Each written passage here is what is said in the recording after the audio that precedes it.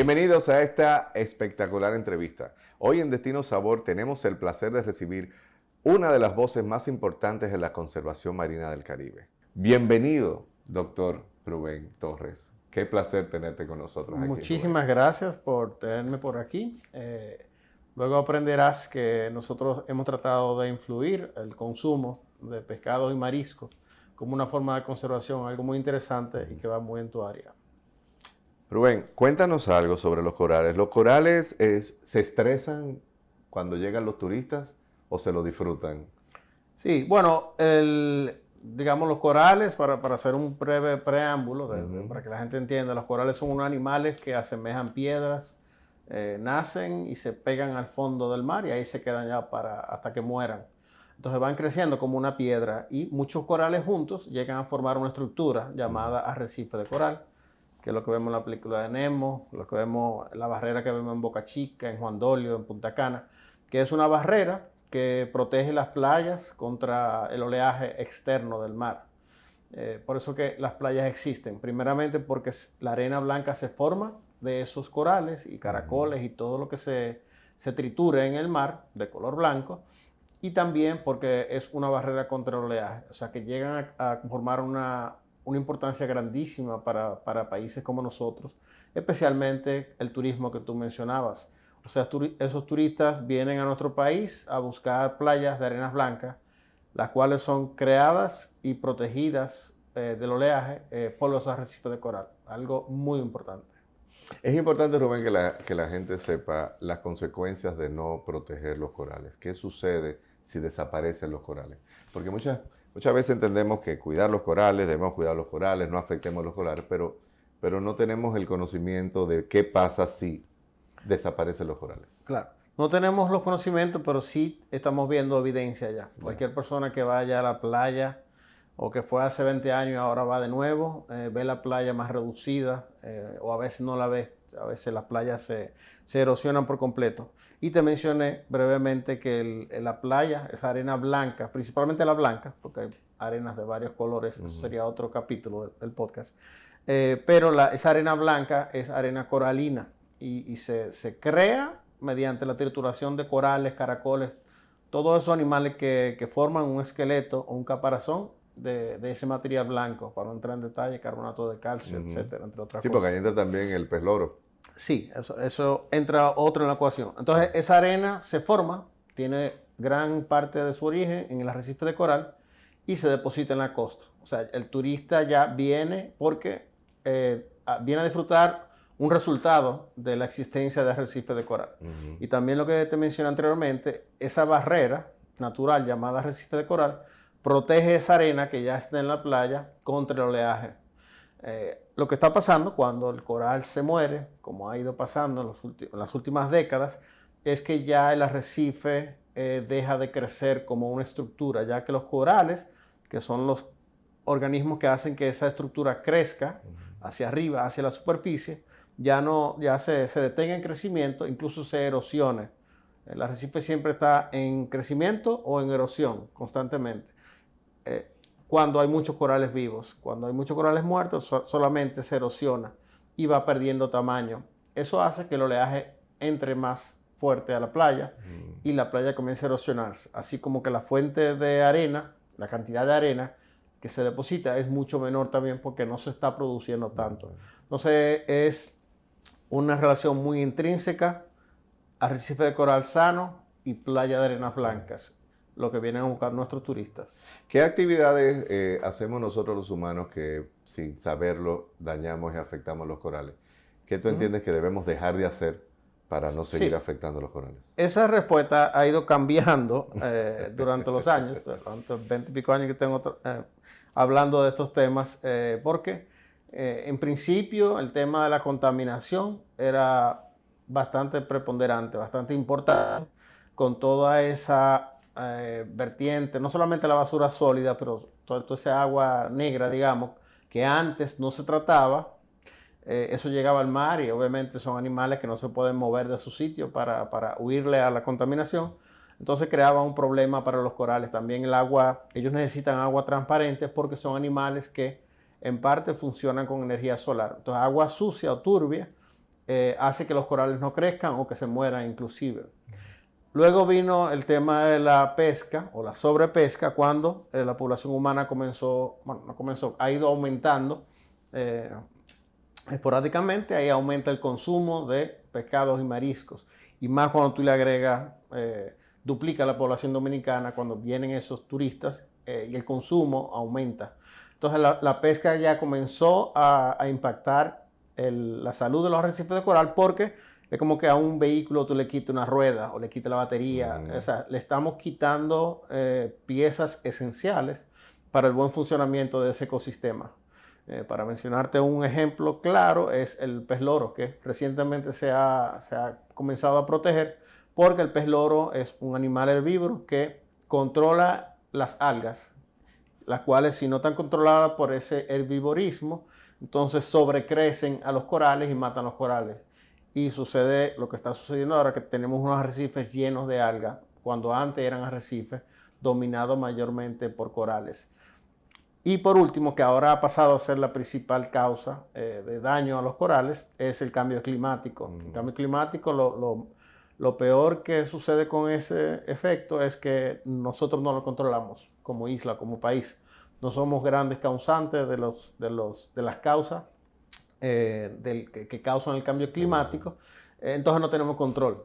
Y por ejemplo, ahora con el cambio climático, que estamos viendo veranos más calientes, los corales igual no se pueden mover a aguas más frías cuando llega agua caliente y ellos más o menos se estresan, para decirlo simple, y comienzan a enfermarse o morir.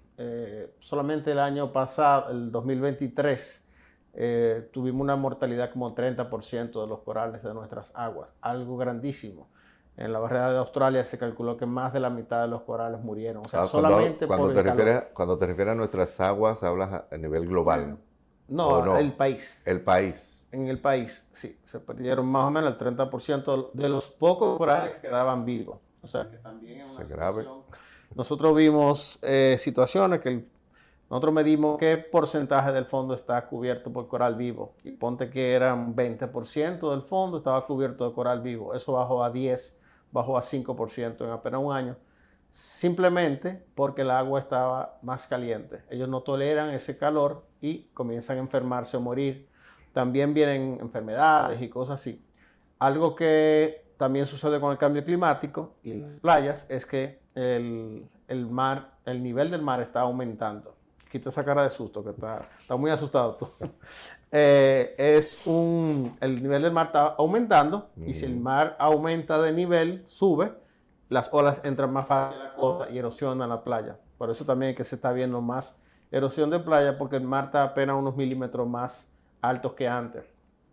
Y también cambio climático y aguas más calientes, más cálidas, crean más huracanes, más tormentas, que son más frecuentes que antes y más poderosas que antes. El año pasado también tuvimos el primer huracán de la temporada, fue categoría 5. Ya eso nos da un indicio de que sí, estamos en tiempos que las tormentas son mucho más frecuentes y mucho más fuertes en intensidad, y todo eso está ligado al cambio climático. Por eso es que el cambio climático en estos últimos años ha pasado a tomar la prioridad, la posición número 1 en términos de causas malas o efectos dañinos para el arrecife de coral. ¿Cómo hacemos para resolverlas? Bueno, cambio climático, aquí lamentablemente no podemos hacer mucho, aunque sí obviamente no podemos quedarnos de brazos cruzados.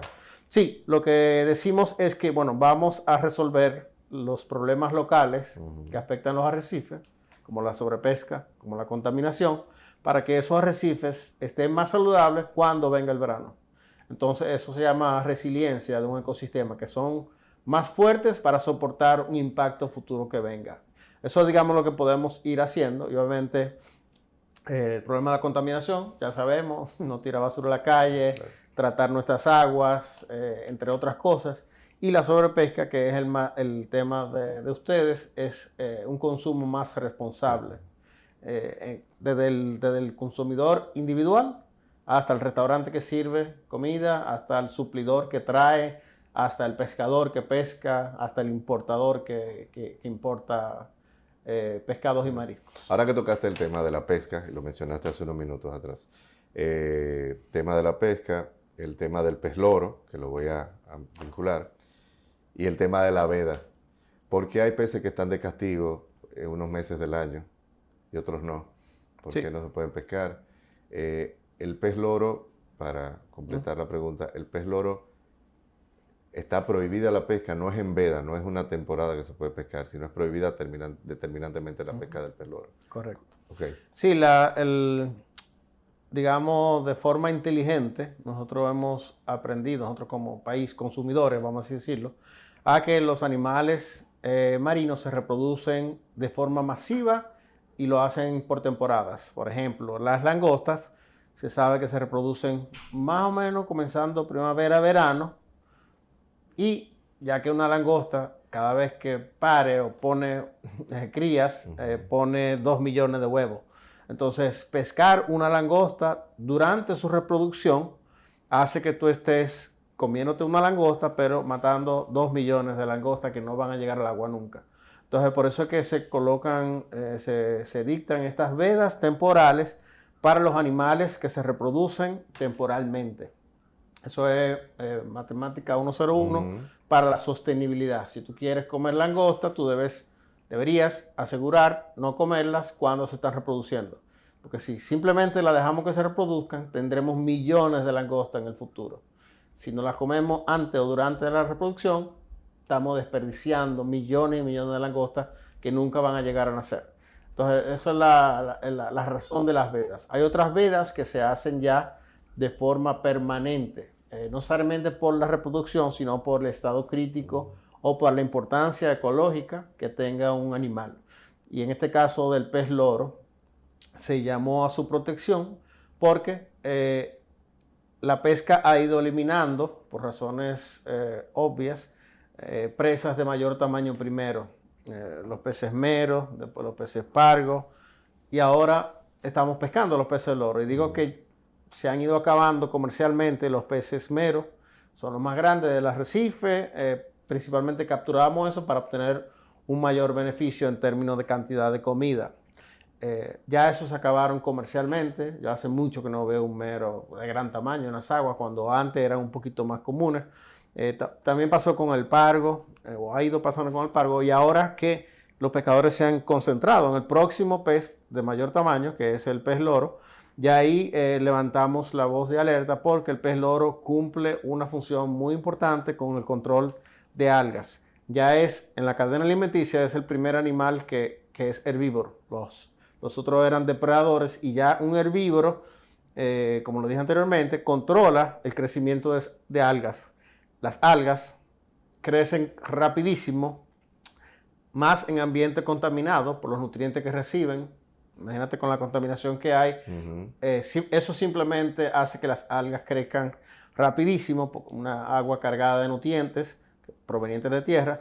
Y si no hay ese control, que se llama pez loro, que se las come, entonces un efecto mucho mayor de sobrecrecimiento de algas, que obviamente termina cubriendo todos los corales y todo el arrecife. O sea que los ambientalistas estamos tratando de hacer un trabajo por sostenibilidad de nuestro alimento y de nuestro turismo. No es porque queremos que no maten al pez bonito azul que se llama pez loro. No es eso. Es una importancia real comercial, turística, de alimentación, que se está tratando de promover. Tengo entendido, Rubén, que contrario a la prohibición del pez loro, se está incentivando a que se consuma el pez león. Correcto. Que tengo entendido que incluso el pez león es una plaga, se declaró una plaga hace tiempo. Háblame de eso, porque es interesante. Sí, eso es una de las cosas curiosas del manejo de recursos naturales, y es que por ahí por el 2008, 9, 10 por ahí, llegó a nuestras aguas un pez que no existía en el Caribe, que se llama pez león. Un pez que nativamente se encuentra distribuido por el Pacífico, el Índico, y siendo un pez muy bonito, creo que hay una foto por ahí, el comercio de acuarios lo trajo hasta nuestras aguas. Como también vimos en la película de Nemo, la gente quiere tener la naturaleza en su casa, una pecera, un árbol, plantas y eso. Ya cuando te cansas de cambiarle el agua a la tortuguita, de que la pecera se pone sucia, entonces tú quieres salir de esa pecera y de esos peces, pero no quiere matarlos. Entonces tú lo que haces es que va y lo suelta a un Al río, mar. a un lago o al mar en caso de peces marinos. Entonces eso se da muy frecuentemente, que la gente va y suelta la tortuguita en el río Isabela. Y eso es una acción muy dañina porque no sabemos si estamos introduciendo especies nuevas para este ecosistema. El pez león llegó aquí, como dije, bueno, llegó a la costa este de Estados Unidos, entró al agua y también no vino con sus depredadores, vino el pez león solo. Entonces, en el Caribe no hay un depredador que se lo coma a él naturalmente.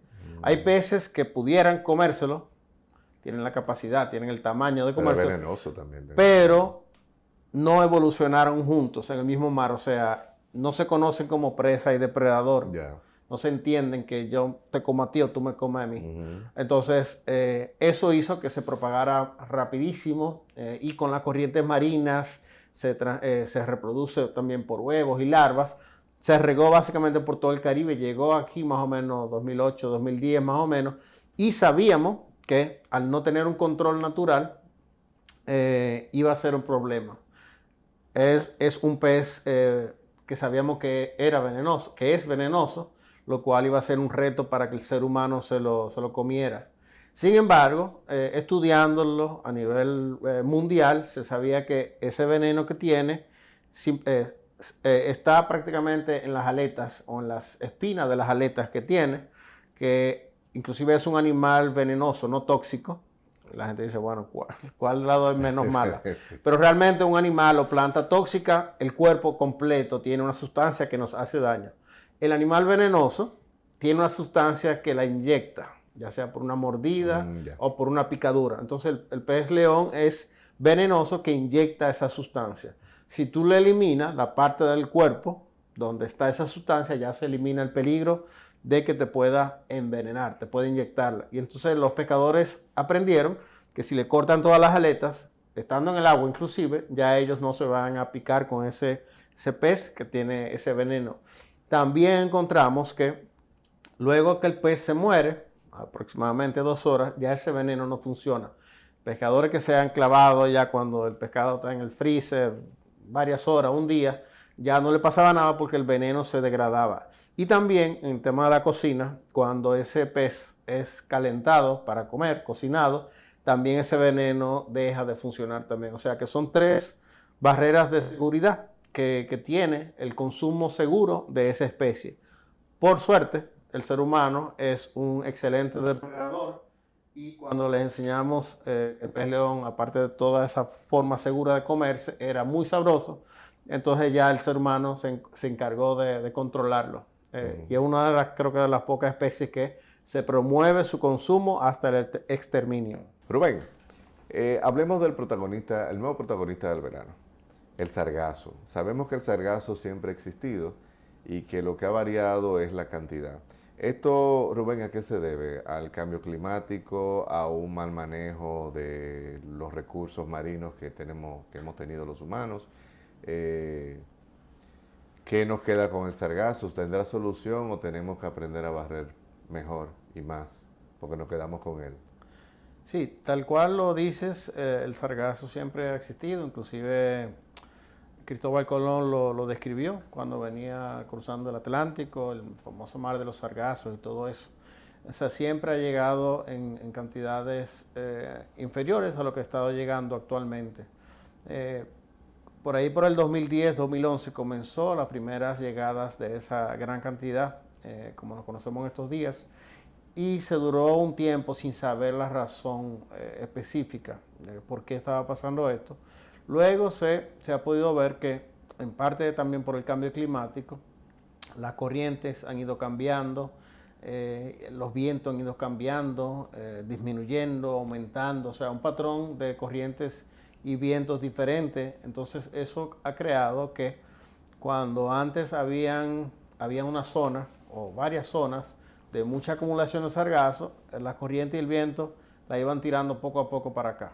Entonces, esos patrones de vientos y corrientes que fueron cambiando por el cambio climático, hacían que pasaban varios años sin tirar sargazo. entonces ese sargazo se acumulaba mucho, crecía mucho. Cuando esos patrones de viento y corriente se reactivaban nuevamente, entonces tiraba demasiado. Eso fue lo que se vio 2010, 2011 más o menos, y no es algo regular, porque también las corrientes y los vientos no son algo cíclico regular, y por eso que ha ido, a veces viene mucho, a veces no viene. Por lo menos ya se sabe, se tienen pronósticos con imágenes satelitales que detectan la clorofila y todo lo demás, y ya más o menos se sabe cuándo va a llegar. Pero es un problema, la cantidad, como tú dices, es el factor problemático, ya que es algo que está llegando, cuando comienza a llegar, llega constantemente, sin parar, por días, semanas tal vez, y se va acumulando a través de días y semanas en la costa. Hemos visto que afecta muchísimo el turismo, porque tapa las playas, se acumula mucho material, ese material se pudre y huele mal también, y crea un problema para el turismo, pero también para la pesca, ya que los pueblos costeros muchas veces se llenan en la costa, igual que se llenan los hoteles, y el pescador no puede salir, no puede sacar su barco. A veces se llena una bahía completa y no se puede navegar por la cantidad tan grande del sargazo. Y eso ha creado un impacto en la economía pesquera y en la economía turística muy grande. Hay que decir, sí, que no todo es malo. El sargazo es una planta flotante que en grandes cantidades forma básicamente islas o un mini ecosistema flotante. Ahí se desarrollan muchas larvas de diferentes peces, tortugas y todo lo demás. Y todo eso que llega a nuestra costa trae todas esas larvas a nuestra costa. Y filtra, me imagino. También. Sí, también ayuda a producir oxígeno. Son árboles que producen son plantas que producen oxígeno mediante el sol y la clorofila. O sea que no todo es malo. El problema es la cantidad que llega y el manejo que le estamos dando. También sabemos que la solución es quitarlo o evitar que llegue, pero que llegue a la costa, pero lo dejamos todavía fuera en el mar. Por ejemplo, en el arrecife. El sargazo, esas manchas muy grandes, te crean una sombra. A veces esas grandes acumulaciones se pudren, bajan y consumen todo el oxígeno y terminan haciendo daño a los mismos ecosistemas costeros que tenemos. O sea, una combinación de factores buenos y malos, tal vez más malos que buenos, y las soluciones de remoción y utilización son factibles pero costosas. Entonces las soluciones o alternativas que se le ha encontrado de producir abono, de producir combustible, por ejemplo, no son tan beneficiosas para el costo que implica sacarlo constantemente y transportarlo a un sitio de procesamiento. Una planta viva en ese momento, pero también tiene miles de larvas de animales que viven dentro de esas plantas también. O sea, no solamente la planta, es todo lo que vive en ese ecosistema flotante. Rubén, muchas gracias por tu visita y espero que sigas acompañándonos en otros episodios.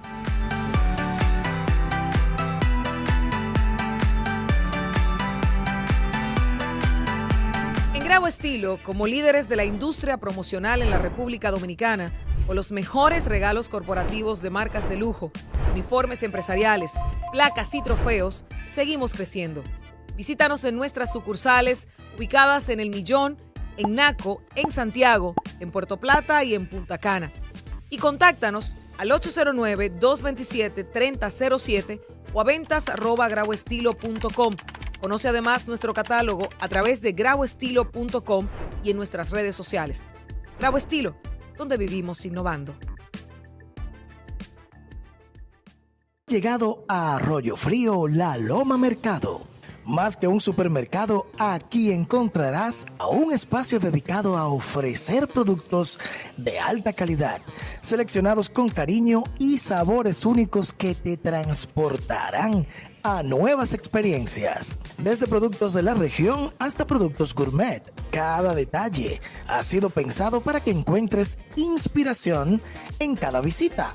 Aquí descubrirás un concepto práctico, donde la calidad y el buen gusto se unen para sorprenderte. Arranca sin nada que en La Loma Mercado encuentras todo lo que necesitas. Nuestros horarios son lunes, jueves y domingos de 8 de la mañana a 9 de la noche y viernes y sábados hasta las 10 de la noche. Carretera José Durán, 3959 en Arroyo Frío, Constanza. Contactos en pantalla. La Loma Mercado. Te esperamos.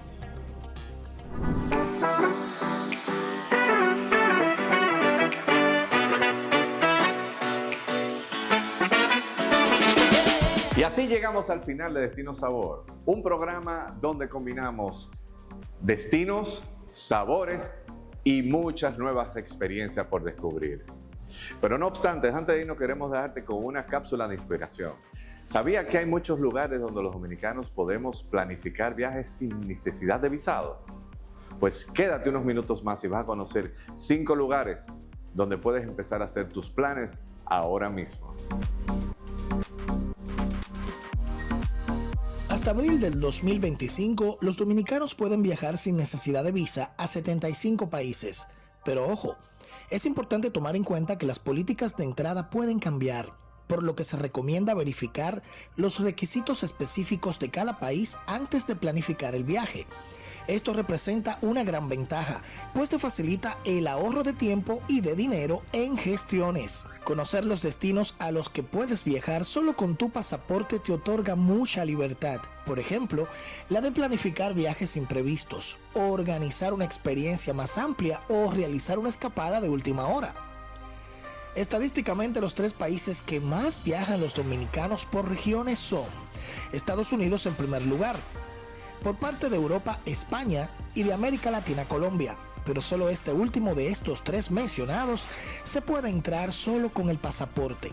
Los anteriores bien sabemos que requieren visa. Hoy mencionaremos 5 opciones interesantes que puedes tomar en cuenta como tu próximo destino internacional sin necesidad de visa, solo utilizando tu pasaporte.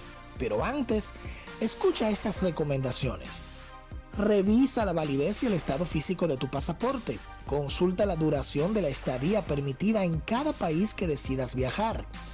Y por supuesto, toma en cuenta un seguro de salud. Pues ahora sí, toma tu maleta y solo tu pasaporte y viajemos a estos 5 interesantes destinos. Iniciamos por África y nos fuimos para Marruecos. El acuerdo no especifica la duración máxima de la estancia sin visa en este país, pero se recomienda verificar la normativa vigente en este lugar. Diversidad de paisajes tiene muchísimas, desde el desierto de Sahara hasta montañas nevadas en el Atlas, así como playas hermosas. La mayoría de los marroquíes son muy amables con los visitantes, pero hay que tener siempre en cuenta aspectos como el respeto cultural. Marruecos es un país musulmán conservador. Hay que vestir con modestia y ser respetuosos con las costumbres locales. En general es un país seguro para los turistas, aunque como en todos lados hay que estar atento a los pequeños hurtos, especialmente en zonas muy turísticas. El clima puede ser muy caluroso en verano, de junio al mes de agosto. Idealmente, se viaja en primavera, de marzo a mayo, o en otoño, septiembre a noviembre. Y ahora continuamos en Japón, en Asia. Los ciudadanos dominicanos pueden viajar al Japón sin visa por estancias de hasta 90 días. Hay muchos alojamientos que no aceptan tarjetas de crédito, por ello te aconsejamos que lleves suficiente dinero en efectivo para poder pagar por adelantado. Los japoneses tienen fama de ser especialmente serviciales. Sin embargo, a diferencia de lo que sucede en otros países, las propinas no son habituales aquí. Y como dato curioso, no te sorprendas de ver muchos japoneses usando en las calles mascarillas, entrar a muchos lugares sin zapatos y una gran ciudad llena de vida con mucha higiene, mucha disciplina, pero sobre todo mucha modernidad. Y de Asia viajamos al continente americano y vamos a Perú. Con solo tu pasaporte tendrás un permiso de viaje de hasta 90 días. Ellos se promueven como un país sumamente seguro. Su clima es muy variado, desde llevar ropa ligera y abrigos. De noche es bastante frío y en cuanto al clima caluroso, este se puede sentir más en zonas selváticas. Su voltaje es 220 para fines de llevar cargadores de corriente. Es un país de gente muy cálida y amable, pero muy exigentes en el respeto de sus zonas arqueológicas y naturales. De mayo a septiembre es la mejor opción para viajar. Por supuesto, que a su principal atracción, el Machu Picchu. Otra opción es Brasil, 90 días de estancia con tan solo tu pasaporte en mano y disfrutarás de un enorme país lleno de todo. Aquí se habla portugués, por lo que es importante que aprendas algunas palabras claves antes de viajar. Algunas ciudades pueden ser denominadas poco seguras, pero para ello te informas bien en Google. Fuera de todo esto, la belleza de esta gran nación es impresionante y digna de conocer, no solo por su tradicional carnaval, sino por su bella gente tanto física como en el trato. Es un país de cultura vibrante, naturaleza impresionante, amantes del deporte y una rica gastronomía. Y finalizamos con Colombia. Los dominicanos sin visa prefieren este hermoso país por ser un destino sumamente económico y por supuesto su belleza natural y la gran amabilidad de su gente, su rico café, sus bellas playas, sus ciudades modernas, sus calles coloniales y un sinfín de opciones que hacen de este país tan inmensamente especial. Ya sabes, con solo tu pasaporte en mano tienes 75 opciones por todo el mundo, para que disfrutes de grandes destinos y con mucho sabor.